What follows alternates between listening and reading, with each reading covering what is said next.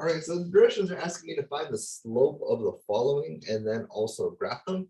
So what I see here are 2 points. Now these 2 points, it's my job to find the slope between them. Now, if I remind myself, slope is literally just a rate of change, and the rate of change is the ratio of change between the y's and x's. So there are several ways of solving this. The way I like to go forward is I always like to create a table and just insert my 2 points into that table. And you'll see why in a second. And the main reason is because once I go ahead and plot or I kind of enter my 2 points, I can find the rate of change quite easy, or the slope, just by looking at my y's and my x's and asking myself, hey, how in the world do I go from -1 to -3? And the answer would be that I would just -2. Now, if I look at my x's, what's the change in my x's? Well, how do I get from -2 to 4? And that answer would be I would add a +4. Now, putting that both together, I know that my slope is just the change in the y's divided by the change in the x's. So in this situation, my change in the y is -2, and the change in my x's is a +4. Now, reducing these, I notice I have 2 divided by 4, so all I have to do is divide both the numerator and denominator by 2. I end up with 1/2. Don't forget your negative. So I can see here that my slope is a -1/2. Now let's go ahead and plot these 2 points. -2 and 1 can be located roughly right about here. 2 and -3. So here's 2 and -3 is located right over here. So if you notice here, I have these 2 points. What we're really doing is dealing with lines. So if I were to draw a line through these 2 points, that is what it would look like. Now, the reason why I had you find the slope and also graph them is because you need to see here that what you did algebraically is you found the rate of change of how much it is changing in terms of the y's and the x's.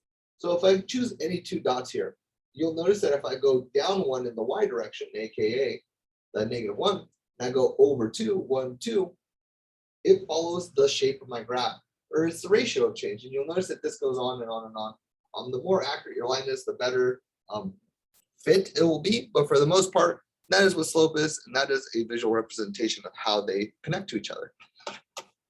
So any questions before we go on today?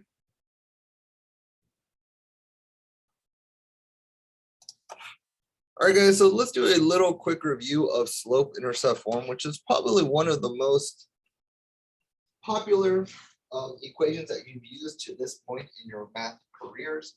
So let's just review slope and intercept form. So let's say that I have a point. Let's call that point just a random point. I don't even know what they are, x, y. And I have another point, 0b. Now keep in mind that whenever your x equals 0, let me show you what I mean by that. Here's my x-axis, my x equals 0. No matter what, if your x equals 0, your point is always going to lie on the y-axis. So you can see here that I have a random point, and then I have a very, very specific point, and that specific point is the y-intercept. So if I'm trying to find the slope with just a random point and another point that is specifically on a y-intercept, I get the following. Well, here is my slope formula. Remember, it's the change in y over the change in x. So if I look at this situation, this is my x, this is my y, this is an x, this is a y. So how in the world do I find this? Well, you just go ahead and subtract the y's. So y minus b divided by the change in my x's, which is x minus 0. Let me go ahead and change these y's so that way they're not confusing where we're going. So you'll notice there that all we literally did was just find the slope between 2 very specific points, or really just one specific point, which is the y-intercept. And if we were to simplify this, well, I can see here that anything minus 0 is just 0. So this is the same thing as y is equal to y minus b divided by x minus 0, which is just x. Now, notice that I want to solve for y because 99% of the time you always want y equals. It's just an input and output format that helps you understand better. So how am I going to do that? The first thing I'm going to do is get rid of that fraction by minusing x. I end up with mx is equal to y minus b. Now, finishing off solving for b, all I'm going to do, or solving for y, I'm going to add b to both sides. And just for a space over here, I end up with mx plus b is equal to y. Now, keep in mind that usually you have your y to the left hand. So let me just go ahead and flip-flop these. So you'll notice here that what we literally did is started off with a random point and a y-intercept. If you use your slope formula and you solve for y, you end up with this format here. Now, this is the importance. Notice that in order to be in what is called slope-intercept form, you have to have y by itself. It has to be equal. And once it's equal to, you can look at the other side and you can find the slope and the y-intercept, because remember that b is your y-intercept. Now, of course, this could be useful whether you are graphing, so whether you're going from equation to graph, or if you're going from graph to equation. But the moral of the story here is slope-intercept form is super useful because they tell you two pieces of information. One is the slope, one is the y-intercept, just by looking at that equation right away. So you can actually use this and train your mind that, okay, if I'm ever writing equations and there's a way to locate that said slope and the y-intercept, you can write equations very, very easy. Let me show you what that looks like. So here I gave you 6 examples of how we're going to utilize this special equation, this y equals mx plus b, to write equations very quickly.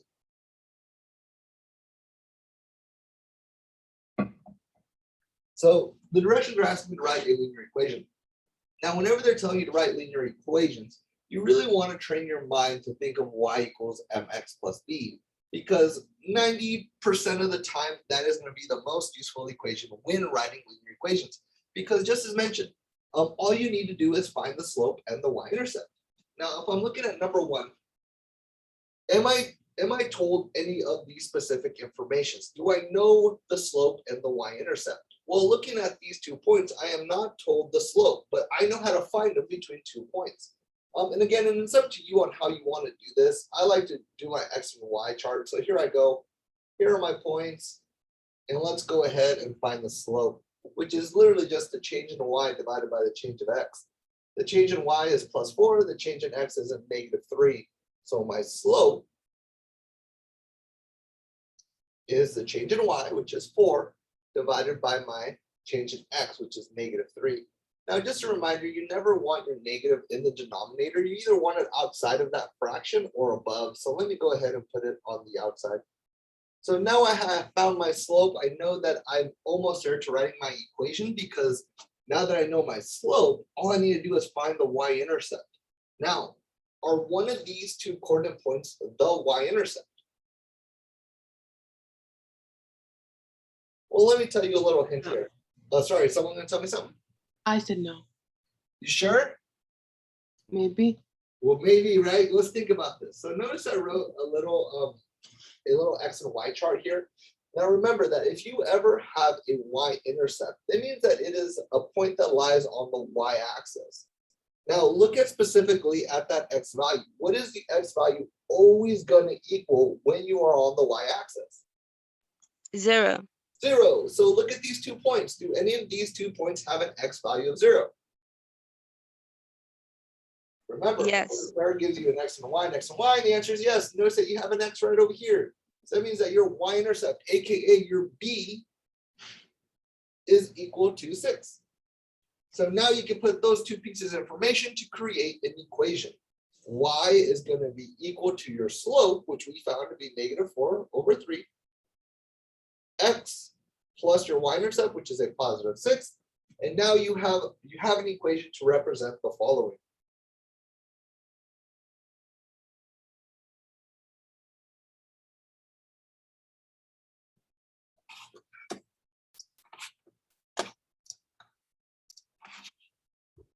All right, so the first thing I see here are the directions. They're asking to write a linear equation. Now, your best friend, whenever writing linear equations, is going to be y equals mx plus b, because it's a little straightforward. All you have to do is find the slope, the y-intercept, substitute those values for the m and the b, and you are good to go. Now, looking at those off the bat, I can see that there is no way I could find a slope between 2 points, or at least just by looking at it. But I know how to do it algebraically. So here's my chart, 0, -5. Jennifer Gaddis, go to the front office, please. Jennifer Gaddis, go to the front office. Thank you. And then 7 and 6. Talk about a nightmare. That was a fire alarm. So here I go. I inserted my 2 points into that chart, and I'm going to go ahead and find the change in y over change of x. So let's look at the change in y from -5 to 6. It looks like I'm adding 11. My change in x's, I'm adding 7. So I know that my slope is just the change in y divided by the change in x, which is 11/7. So that is my slope. I know that y is going to be equal to my slope of 11/7 x. And then now I need to find my y-intercept. Now, am I a pretty lucky guy here? Can I look at these 2 points? Do any of those points represent the y-intercept? And the Yes. answer, yeah, right? Because notice again, all you really have to do is find your x value. Whenever your x value equals 0, you have a y-intercept. So in this situation, my x equals 0, my y-intercept is a -5. So that is all you have to do. If you go plug in those values, you notice that they work out perfectly. And that's it. So just to reiterate, to kind of show you how number 2, you're doing the exact same thing with the exact same kind of materials as number 4, except it's a visual representation.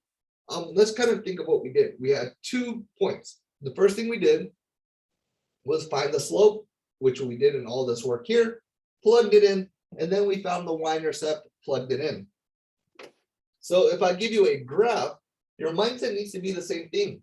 Okay, I told you to write a linear equation. Y is equal to mx plus b. Is there any way I can find the slope of a graph? And the answer is yes, right? Because we worked on this, I believe 2 days ago. Choose 2 points on this graph. Doesn't matter where they're at. Always try to choose ones that are closer to each other and figure out the rise and the run, how far this thing goes up and over. So to go from the left to the right, I'm going to go up 1, 2, 3. So just to write it +3 there to show you a visual, over 1. So what is my slope? My slope is going to be 3/1.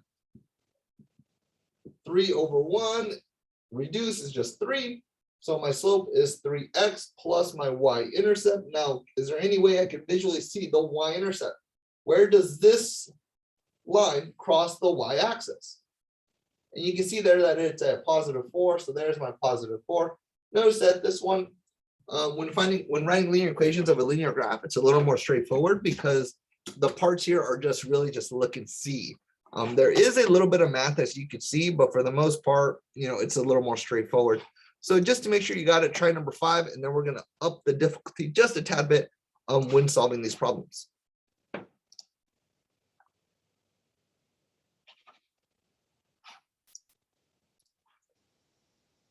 All right, so I think that was enough time to try to attempt to see if you were on the right road for number 5. So I noticed here that I have, I'm asked to find the equation of this line.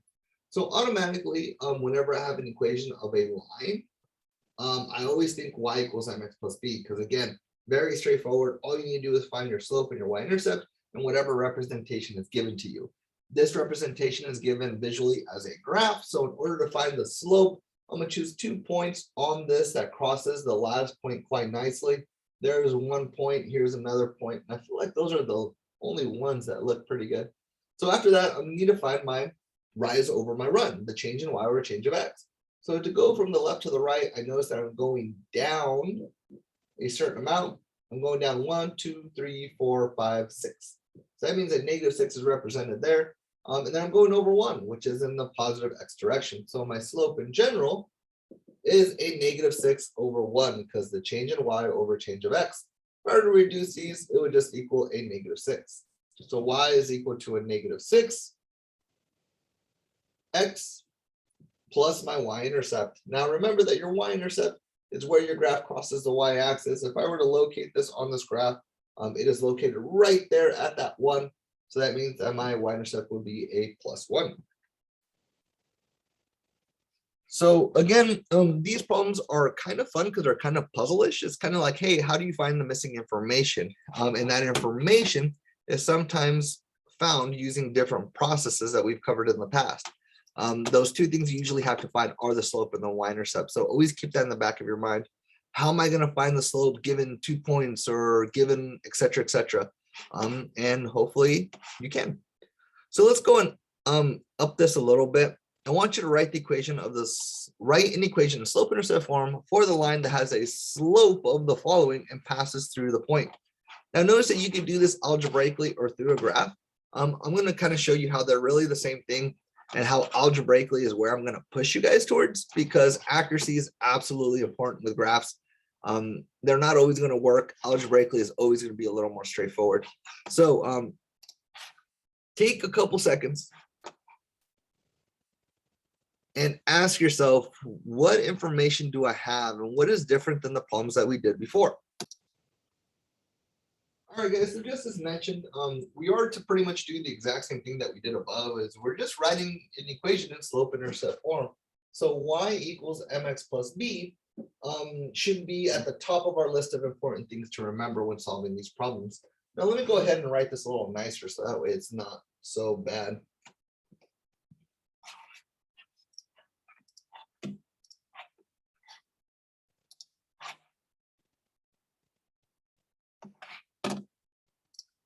All right, sorry for the delay. So slope-intercept form again is y equals mx plus b. We need to find our slope and our y-intercept. Now, the lucky thing for us, they already told us our slope. Our slope is just 3/2 x, but it's our job to find the y-intercept. Now, remember, if we are lucky, they're going to give us a point that has an x value of 0, and if it has an x value of 0, the y is our y-intercept, just like we covered above. Now, unfortunately for us, notice that this y-intercept here, or this point, isn't a y-intercept because my x value is a -4. So unfortunately for us, we can't exactly just plug in 1 in for our value because that's not the y-intercept. But this is what we need to do in order to solve it from here. So the first thing you need to kind of think about is like, okay, this equation represents a linear equation, one that has a slope of 3/2. If I plug in an x value here and a y value, it's going to give me, or if I plug in that x value, it's going to give me that y value. Now, keep in mind that although we don't know what that b is, we have a very specific x and y. That means that what we can do is plug in these values. What is y equal according to the point that we want it to go through? Well, it just equals a 1. 1 is going to be equal to 3/2 x times whatever x is. In this situation, we want it to be a -4. I'm going to show it times with parentheses, plus whatever my y-intercept is. Now look what happens when you plug in your x and y, you're left with one variable. That variable is the b, that y-intercept that you're trying to find. Now you just have to make sure that you know your math skills in order to solve this. When you're multiplying two fractions, remember that you multiply across. 3 times -4 is a -12. Don't forget to divide 2 divided by 2 times 1, which is 2. -12 divided by 2 is just a -6. Don't forget the rest of your equation like I have. And go ahead and solve for b. Now, all you have to do is add 6 to both sides. So you notice that 7 is equal to b. What does b represent? It represents the y-intercept that you were looking for, that unfortunately you couldn't solve just by looking at the ordered pair.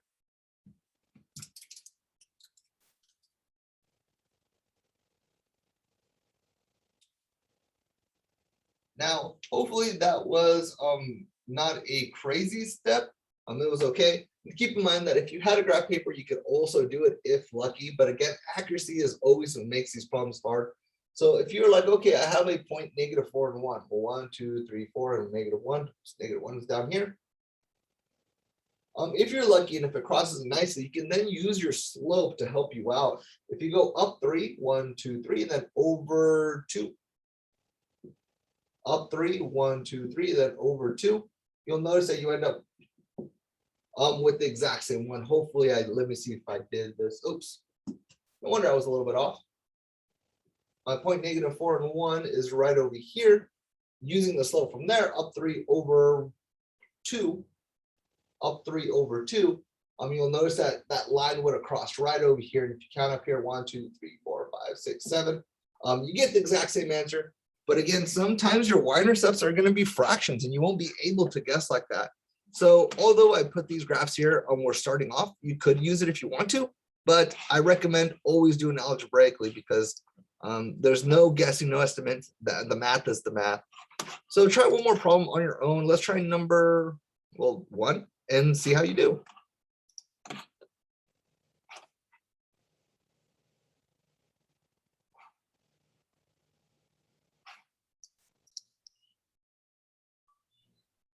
All right, guys, so let's go over how to write linear equation to the following points. Now, remember that these 2 points are, yes, they're kind of just 2 points. I know I need to find my slope and my y-intercept. Unfortunately, the slope can't be visually just seen there, but you know how to find this. Because remember, if you have 2 points, in order to find a slope, you just need to find the change in the y and the change of the x. Now, the way I like to go forth by it is just to set up my chart, put my negative, let me do it correctly. My 2 points, which is just a -1 and a 4 and -4 and 5.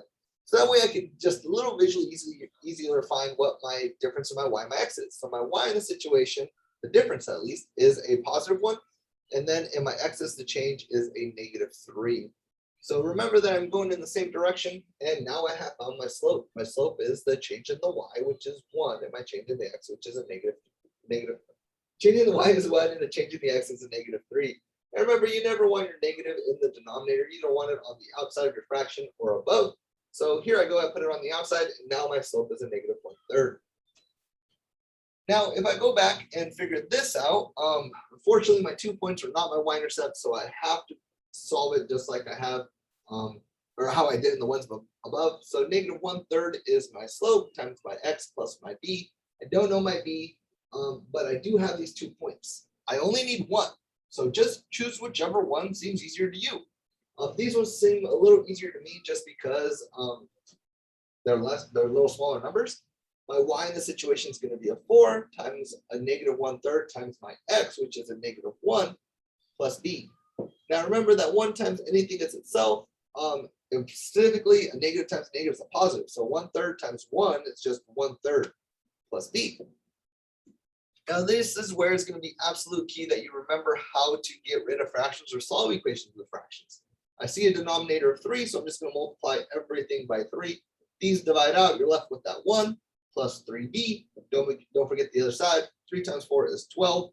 And then you can see that this is a very algebra 1 equation. Just subtracting 1 on both sides, you're left with 11 is equal to 3b. Dividing by 3, 11 over b is 11 over b. 11 over 3 is equal to b. So a lot of students at this point will stop because they found their m, they found their b, but then remember what the equation or what this question is asking. It's asking to write a linear equation. So don't forget to always go back and actually write the equation. And then that'll be it. This is your equation. Notice you plug them in, it'll work, and you're good to go.